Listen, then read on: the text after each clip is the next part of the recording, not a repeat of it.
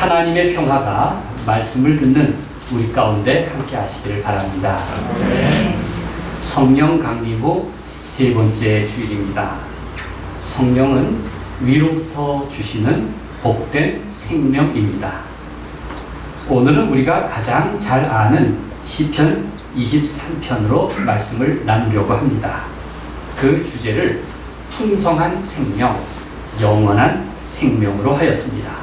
한마디로 생명다움입니다. 이를 위해서 그리스도인이라면 기본 중의 기본을 다시 살펴야 할 것입니다. 풍성한 생명과 영원한 생명은 결코 당연한 것이 아닙니다. 평소 내 삶 위에 위로부터 플러스가 있어야 합니다. 그 플러스는 하나님의 은총입니다. 이를테면 내 약점 플러스 하나님의 은혜, 내 연약함 플러스 하나님의 강하심, 그리고 내 아픔 플러스 하나님의 위로가 필요합니다. 그 플러스가 은총입니다. 엊그제 어느 집사님이 제 소식을 듣고 저에게 이런 문자를 보내주셨습니다. 평소에 섭생이 워낙 모범적이고 건강하셔서 잘 다스려지리라 생각하고 하나님이 치유해 주시길 기도하겠습니다. 평소 섭생이라 한참 생각했습니다. 제가 섭생은 모범적일지는 모르지만 그렇다고 누구나 내 힘으로는 부족하다는 것을 다 알고 있습니다. 그래서 하나님이 동행하시고 인도하시고 붙들어 주시기를 우리가 간구하는 것입니다. 그렇지만 여러분들 평소 섭생 잘 하십시오. 금할 것은 금하고 지킬 것은 지키고 그래야 복된 삶을 누릴 수가 있습니다. 다윗의 시편 23편은 이러한 소망과 고백을 잘 표현하고 있습니다. 심지어 사망의 음침한 골짜기로 다니면서도 두려움을 이긴 비결은 주께서 나와 함께 하시리라. 주께서 나와 함께 하시리란 믿음 때문입니다. 그런 이유로 다윗의 시는 세계에서 가장 사랑받는 시가 되었습니다. 오죽하면 시편 23편을 가리켜서 지상 최대의 시 이렇게 별명이 붙었겠습니까? 지상 최대의 서커스 하듯이 지상 최대의 시입니다. 그 이유가 있습니다. 바로 사람들은 다윗의 시가 곧 나의 시이고 다윗의 목자가 곧 나의 목자가 되신다고 믿기 때문입니다. 시편 23편은 먼저 하나님의 이름을 부르면서 시작합니다. 여호와는 나의 목자시니, 여호와는 나의 목자시니. 시의 첫 구절이 클라이막스와 같습니다. 클라이막스처럼 들립니까? 우리가 밤낮 불러야 할 그 이름 여호와 곧 나의 주님은 바로 나를 푸른 풀밭과 쉴만한 물가로 인도하시는 목자시라고 그렇게 고백하고 있습니다. 1절과 2절을 함께 읽어보겠습니다. 여호와는 나의 목자시니 시작. 여호와는 나의 목자시니 내게 부족함이 없으리로다. 그가 나를 푸른 풀밭에 누이시며 쉴만한 물가로 인도하시는도다. 히브리 사람들은 이름 속에 본질과 인격이 담겨 있다고 생각합니다.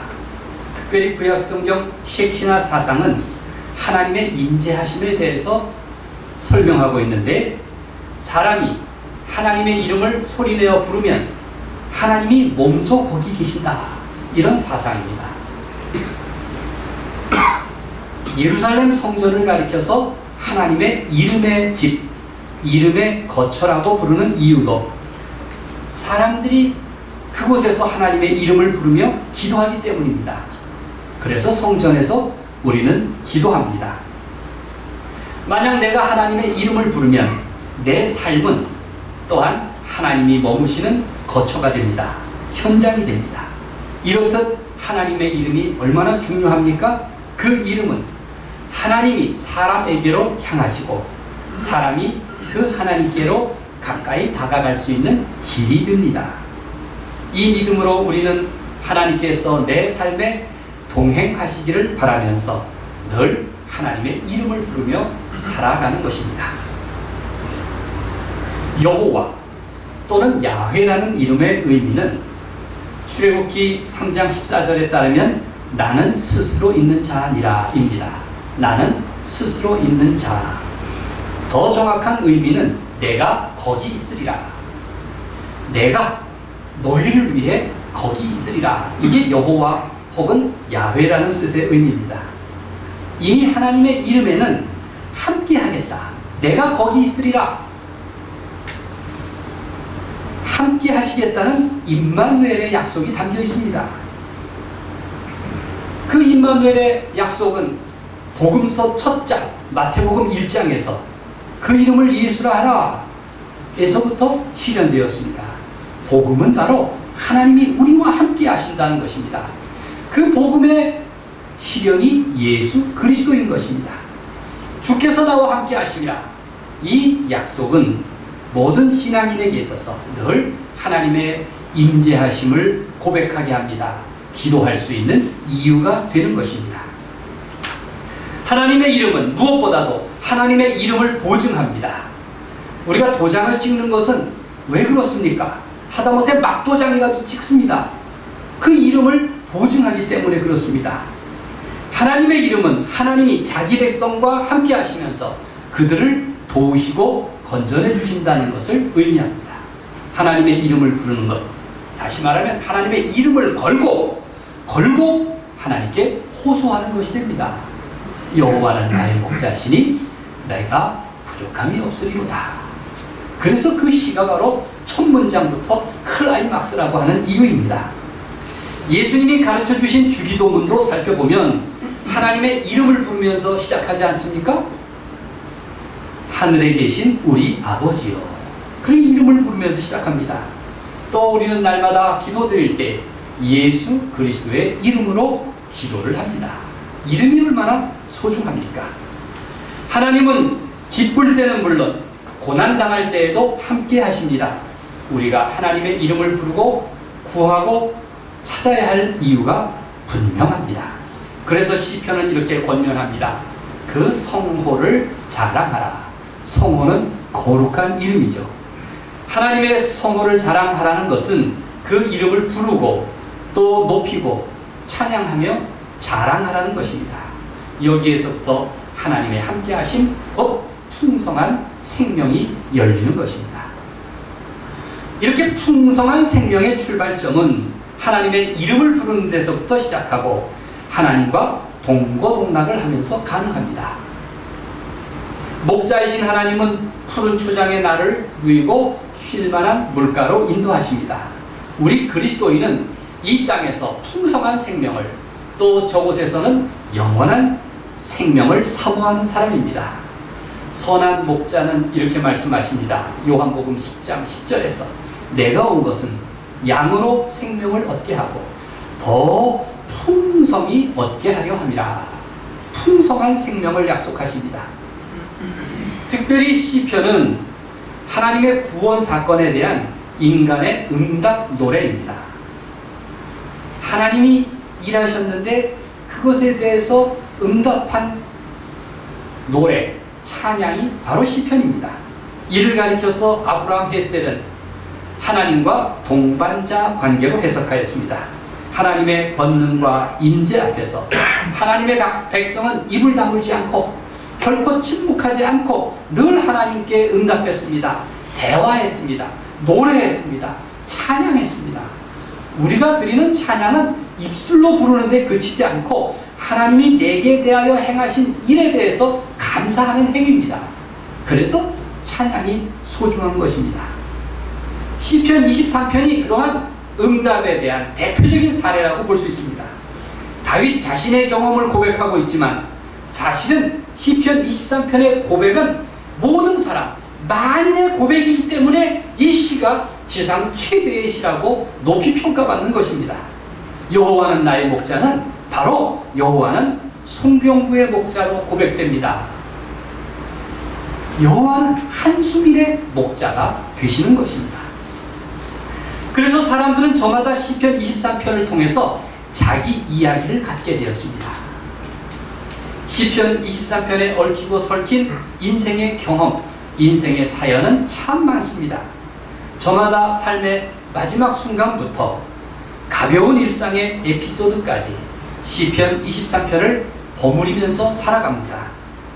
지금도 인생의 위험한 순간, 극단적인 비극, 사랑과 은총, 러브 스토리 등 숱한 이야기들을 만들어가는 중입니다. 그만큼 인간의 상황을 잘 대변하고 대표해주는 시가 또 어디 있을까요?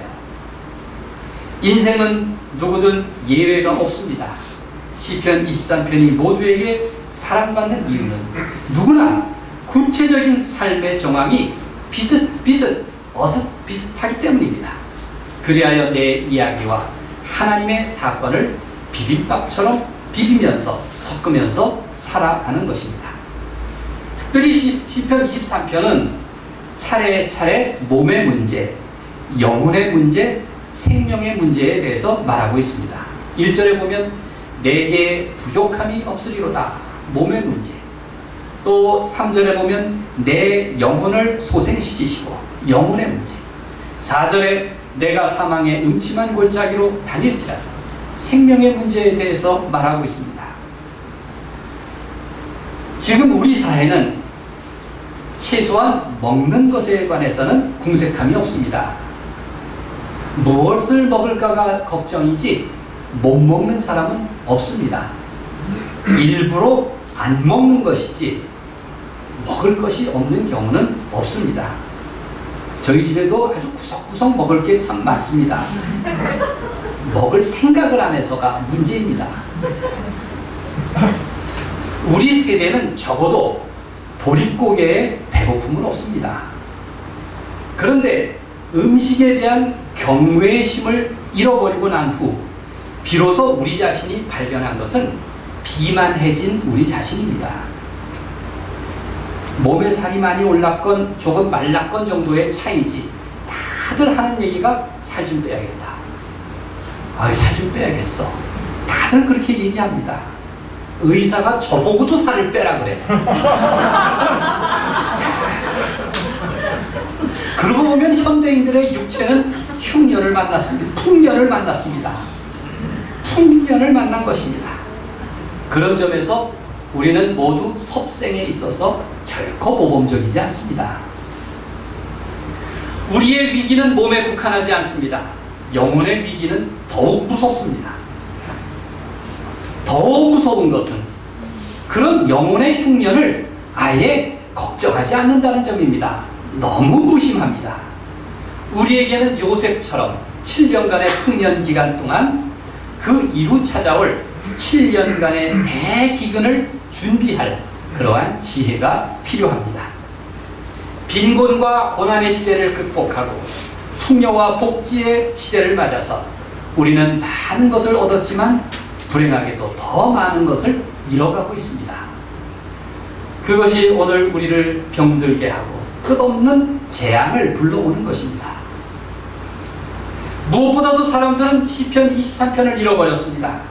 입으로는 위대한 시 어쩌고 저쩌고 하지만 그러나 그렇게 사는 삶을 따르지 않습니다. 이 세상에서 욕망과 향락과 불의한 거짓 지도자들에게 쉽게 홀려 넘어갑니다. 내 몸의 위기, 영혼의 위기 속에서 과연 참 피난처는 무엇일까요? 나 자신을 흉년 만난 영혼으로 느끼는 사람은 자신을 겨울나무에 발가벗은 모습으로 느낍니다.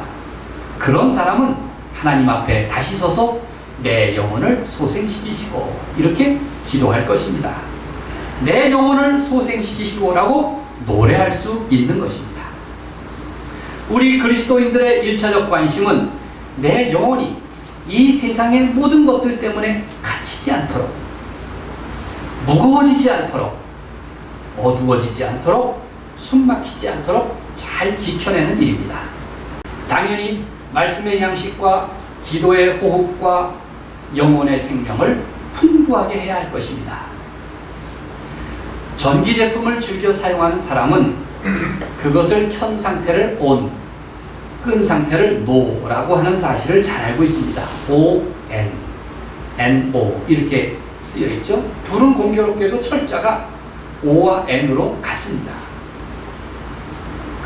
O는 준비된 상태, 노는 꺼진 상태입니다. 우리의 영혼이 늘 깨어 있어서 O의 상태가 되어 있다면 우리는 하나님의 말씀을 듣다가 혹은 일상의 기도와 묵상 중에 그저 평범한 대화 중에라도 일상의 삶 구석구석에서 크고 비밀한 깨달음과 음성을 들을 수 있습니다. 찬스를 얻을 수가 있습니다. 그러나 아주 플러그를 빼놓아 버렸다면 진짜 위기가 여기에 있습니다. 아무것도 전달되지 않습니다. 느낄 수도 없습니다. 그러기에 내 영혼의 창문이 안으로 문이 잠겨 있는지 아예 플러그가 뽑혀 있는지 자주 돌아볼 줄 아는 사람은 정말 지혜로운 사람입니다.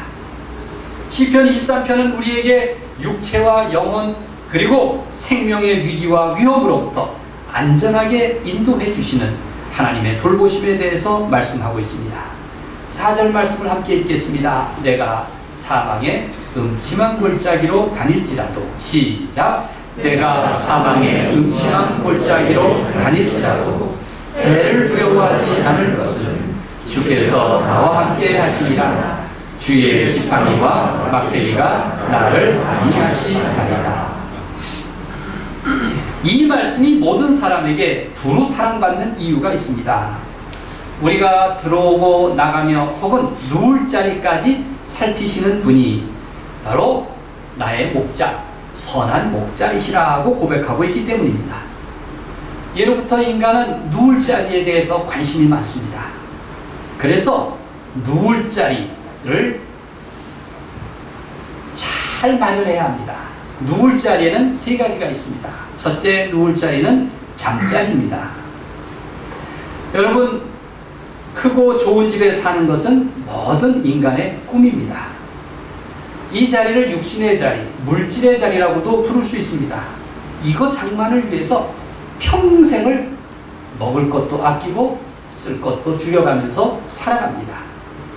사글세보다는 전세가 낫고 전세보다는 내 집이 훨씬 낫습니다. 두 번째 누울 자리는 꿈자리입니다. 그런데 아무리 좋은 집에 살더라도 밤마다 꿈자리가 뒤숭숭하거나 아니면 악몽에 시달린다면 결코 행복할 수 없을 것입니다. 기실 육신의 자리보다 중요한 게 바로 정신의 자리요 희망의 자리입니다. 꿈자리는 얼마나 소중합니까?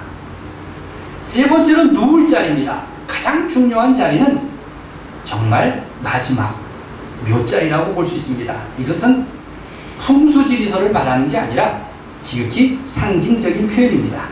죽음의 자리, 한 인간이 살아가는 생애의 목적을 말합니다.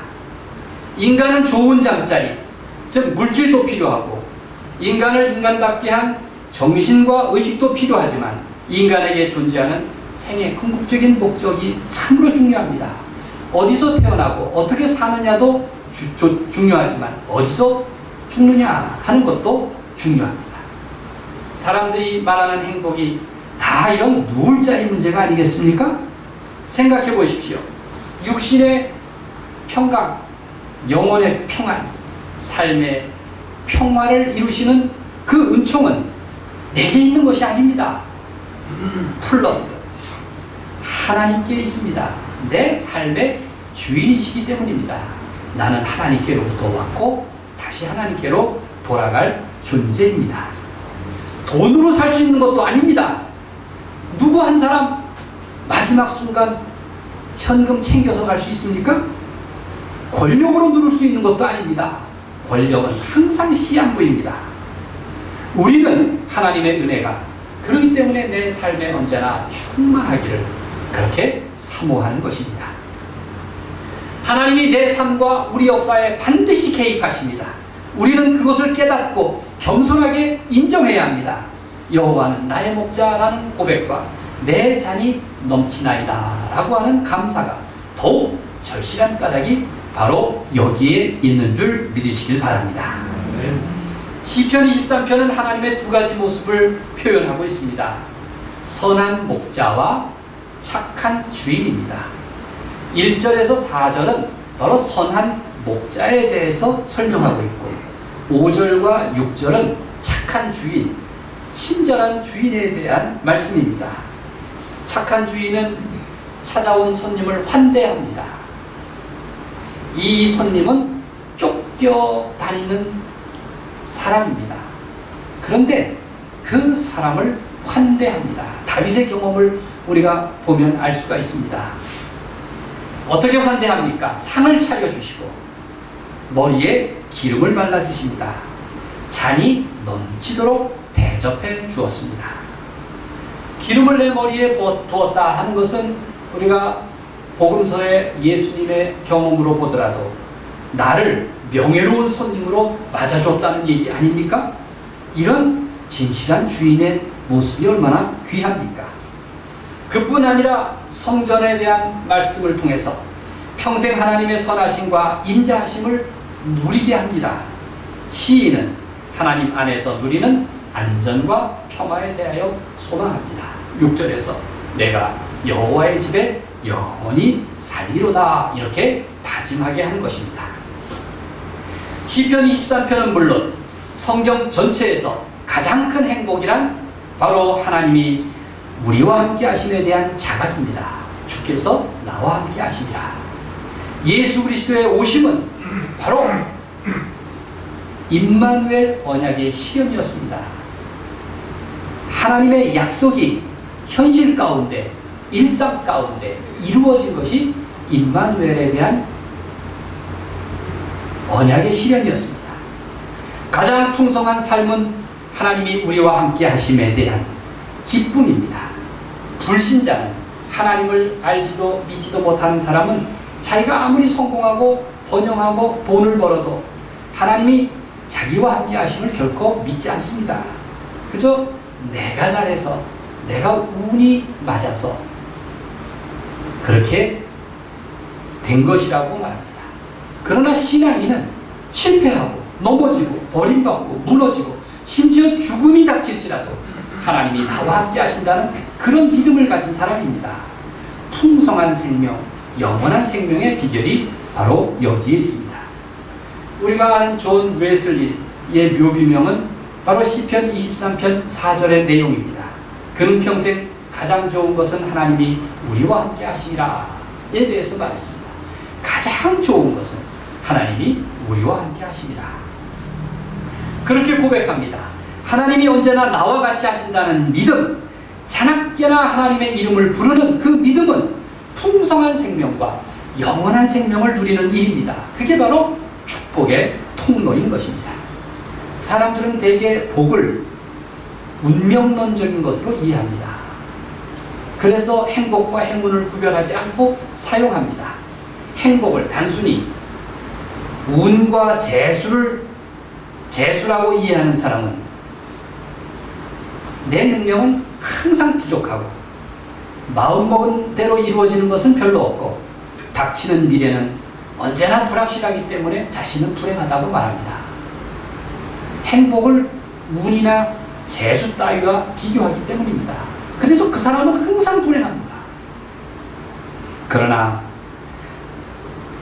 행복은 그렇지 않습니다. 사람들이 행복을 배우는 것은 가장 쉬운 일이고 또 어떤 사람에게는 가장 어려운 일이기도 합니다. 하나님의 자녀로 살아가는 그리스도인은 하나님께서 그 얼굴을 나를 향해 비추시고 그 얼굴을 나를 향해 드신다는 그 믿음을 소유하고 있습니다. 그렇기 때문에 늘 그 믿음이 나를 행복으로 이끕니다. 그 과분한 은총 때문에 내가 살아갈 힘을 얻습니다. 여호와는 나의 목자시니 여호와는 나의 목자시니 내게 부족함이 없으리로다. 이러한 믿음이 나를 하나님께 순종하게 하고 하나님의 은혜를 사모하게 하며 하나님의 뜻대로 살아가도록 나를 손잡아 주시는 것입니다. 하나님께서 내게 은총을 허락하셔서 내 인생 플러스 하나님의 사랑 덕분에 풍성한 생명을 누리도록 인도해 주시기를 우리 주님의 이름으로 간절히 축원드립니다. 아멘. 기도하겠습니다.